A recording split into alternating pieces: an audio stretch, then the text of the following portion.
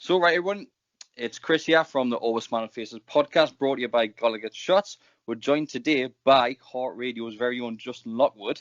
So, first of all, Justin, thanks for joining us. And you're welcome. Thanks for having me on. No problem whatsoever. We do look back on a result which was 8 years ago, back in 2011. And one person who was sat there watching the game firsthand, how we found out, was yourself. So, first of all, Newcastle United, they had just sold their star striker. So, Andy Carroll had just left the team the week before. It was Newcastle's first game going in, for the home game, that is, without Andy Carroll. How was the atmosphere from your point of view leading up to that game? Do you know what, in all honesty, I don't really remember that, to be honest. I think the game ended up finishing in such a way that anything like that kind of paled into a bit of insignificance. I mean, you obviously remember it a lot better than I do. I remember the day debate about whether it was going to happen and whether it wasn't, and the amount of money that they bid, and all of a sudden we were kind of left, weren't we, without our big striker and no one really coming in. So I remember that, and it had sent a little bit of a negative ripple around the club for obvious reasons. But I don't really remember it having a huge impact on the game. Only obviously everyone was just shell-shocked, weren't they, after 25 minutes and you're 4-0 down. And whether you're a fan or you're a commentator or whatever, it's just disbelief. Yeah. So I don't really remember the negativity around the Andy Carroll sale prior to the game. If I'm honest, that's not to say it didn't happen. But I just think that's something that doesn't really sit in the memory. But I remember, like everybody else, being absolutely devastated he was going to go. I remember Kevin Nolan saying once that he wanted everybody to shut up about Andy Carroll because it was only going to lead to the fact that he was going to leave for big money, which he eventually did. So, but yeah, I think for all, realistically, and it's bound to be, the only thing I remember about that game is obviously the result. The result itself. So, like you mentioned there, so 27 minutes in, with the first minute, 45 seconds into the game, Theo Walcott grabs the first goal. It's quickly followed by another two within the first 10 minutes of the game. So Newcastle looked like they were set up for basically a hiding, if that's the best word to describe it. From your point of view, in the commentary box there and looking down on the game, did you just see from being 4-0 down at half time that this game was just going to crumble and there was no chance of the team getting back into it? When it went to 3-0 and it was so quick to get to 3-0, I thought there was no chance of us getting back in it. When it went to 4, my main concern was, crikey, how bad is this going to get?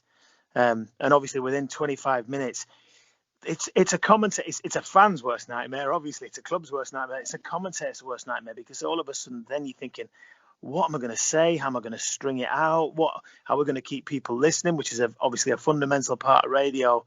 And those minutes turn into hours and days, because it just becomes torturous, because nobody wants to hear it. Everyone's given up. Even fans left the game, didn't they, at half time? They were so upset. So yeah, and genuinely at 3-0, I thought, that's it, we're done. This is just a case of damage limitation now. When it gets to 4, I'm thinking, crikey, is this going to be a 5? Is this a 6? Is this the kind of game that gets a manager the sack? And I think I said at the time, not long afterwards, I was really concerned at half time that this was going to be a game that was going to really have an impact on Newcastle, the rest of Newcastle's season. At half time, because it was going to hurt like hell. But obviously what happened, and it had the complete opposite effect. Well, like I say, we're 4-0 down at half time, and it could have been 5. So Van Persie came very close to getting a first half hat-trick, if I remember correctly. Yeah. So it came very close. Half time did come, like you say, there was thousands of fans left that ground just thinking, I've had enough, I can't take any more misery watching the rest of this game. So the floodgates opened with the fans. It was like a full-time whistle when half-time went, basically, and all the fans just started pouring out. Some even left in the first 10 minutes when we're 3-0 down. So going out in the second half, from the kick-off, did you see a change in attitude from the players, as if everyone had grouped together? Because the team at the time, so the likes of Barton, Nolan, you've got Steve Harper there, the team that were there, and we know from past situations that they can dig deep and get results, and they'll take one for the rest of the team, won't they? Absolutely, and I think had Joey Barton and Kevin Nolan not been in that team, I don't think would have got anywhere near 4-4, to be honest. I think they were the kind of characters that would have gone in that dressing room at half time and said, look, we're not having this.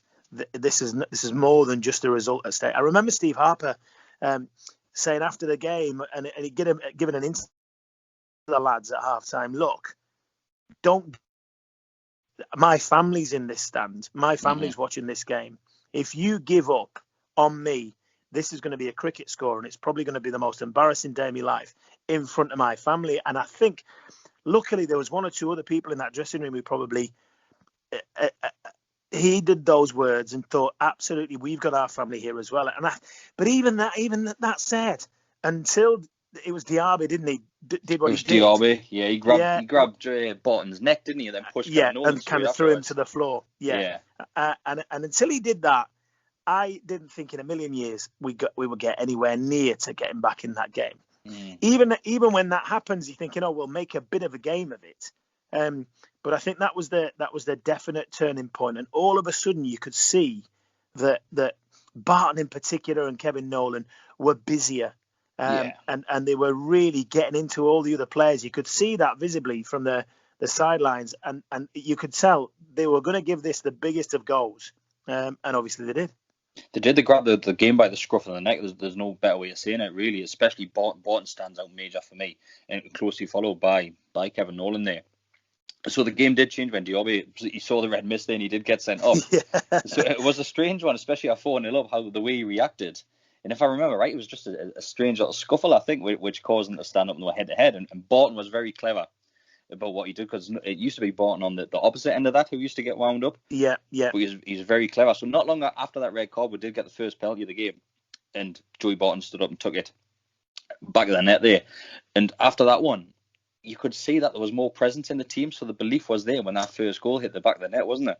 Well, I thought it was very telling. As soon as he scored, they ran straight to get the ball. Yeah. And at 4-1, that's a bit of a statement, isn't it? You're either very cocky or you've got huge belief. And I think it was probably a little bit of the two. And I think seeing that then has a ripple effect around the stadium where the fans are thinking, nah, surely. And at 4-1, if you're running to get that ball out of the back, and the least the fans can do is give their bit. But crikey, did they do their bit? They did. So straight after that, Leon Best, he had a goal wrongly ruled offside as well, which would have brought it to 2-2. And he was a yard onside as well, wasn't he? Do you remember? Yeah. It was one of those seasons where there was a lot of decisions that went against him in regards to offside goals as well. And straight away, I think it was only a few minutes later, he did grab that goal, so he did get with 4-2 up there. And once again, you could just see the ball. Every single player wanted the ball. No one was hiding from the ball. Like you said previously, the belief was it, and I think it was only another matter of minutes before Barton got the second penalty. Yeah. Which brought a 4-3. And as soon as you're 4-3, you're thinking, Jesus, we might be able to do this. We might be able to get the fourth, yeah. I thought that at 4-2. I must admit, yeah, really? As soon as that goal goes in, and we've already had one chalked off, I thought that at 4-2. For some reason, I just thought the way the game was going. I think there's a famous quote from the Arsenal goalkeeper who'd actually said out loud, "We've gone." Yeah. And I think the players picked up on that, and one or two have said afterwards that they heard that and thought, well, we've got him here. But I thought that at 4-2, I thought this game is going to be an absolute humdinger towards the end. I mean, the penalty, crikey, I mean, I take it all day long with open arms, but I still sometimes look back and I wonder what on earth the referee saw. Oh, soft, wasn't it? Yeah, it was. But I mean, the arms were raised. You can make a case for it, but if it's against you, you're absolutely seething, aren't you? Of course you are. So, 87th minute comes, we'll get a corner. The corner's whipped in there. It's headed straight back out, and it lands to Tiote's left boot.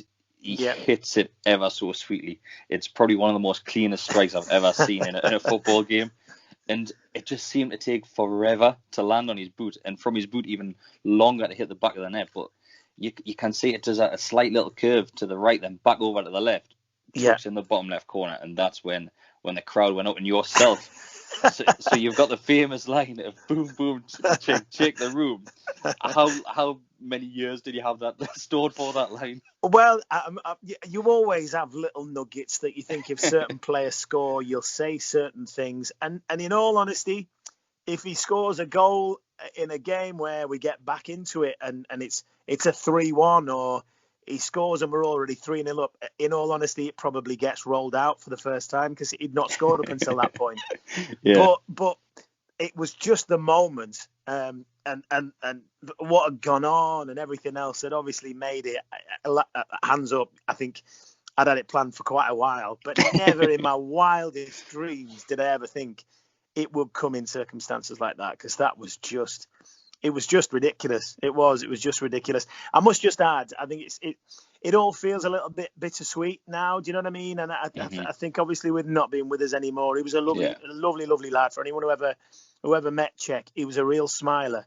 He was. I remember Czech. I met him in Jesmond. I used to be a delivery driver. I met him in Jesmond, where he used to live. He used to live in Shola's house, which you pre-had on Cribs. Oh, if you remember right. He lived in that house, and I didn't have anything for him to sign. It was a couple of weeks before one of the Derby games, and I said, "Will you just sign me van?" And he signed me van. No questions asked. He signed me van. The gaffer wasn't too happy, but he signed it. It's brilliant. He really was a really, really lovely lad. And obviously, I know the anniversary keeps coming round, and we all love it because we love the goal. But I think it would be probably remiss of me a little bit not just to tip our cap to him, bless him, and remember him fondly. Mm-hmm. So, thinking on all of the games with you commentators, I can't think of off the top of your head. You must be in your hundreds and hundreds of games that you commentated. Does this stand up as up there with one of the best? It's funny, you know. As a comeback, it was incredible. I think it's probably asking what your favourite song is or your favourite band, because you fall in love with certain bands for different reasons, don't you? And on one particular day you love. I mean, there's a few games. I was lucky enough to be in Feyenoord when we beat Feyenoord in the Champions League, and it was lost our first 3 games, had to win our last 3, and that was up there purely because of the way the scenario went. We were in, we were out, we were in, we were out, we were out the UEFA, we were in the Champions League. It was like that was ridiculous. The 5-1. As it's affectionately known, the Demolition Derby, I really enjoyed, I must admit, purely because of the noise and everything else. I think it was a Halloween game, wasn't it?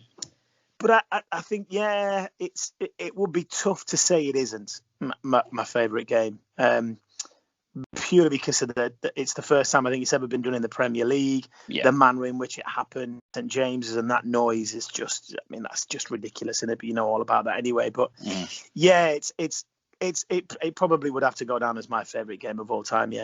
Watching live in person. Great, like you say, that pop when the fourth goal went in, that pop was just electric. It was absolutely fantastic, and it makes you look back and think, and you just look at the game that we just played and won City against. If you're up against it and you're losing a game, that's one of the reasons why I would never ever leave a game early, especially at half time, because you never know what's in store and what's around the corner. Especially with Newcastle United, anything can happen. Do you know what? I'm always staggered when you're winning 1-0 and you get little dribs and drabs kind of starting to trickle out, and you're just thinking, what are you watching? How does this work? I mean, I'm exactly the same. I could never leave it at that particular. Even if you draw, if you're getting gubbed 3-0 and you don't want to get stuck in traffic on the way home, then fair enough. But I think when you're 2-1 up and 1-0 up and it's just seconds to go, I don't know how you can leave your seat.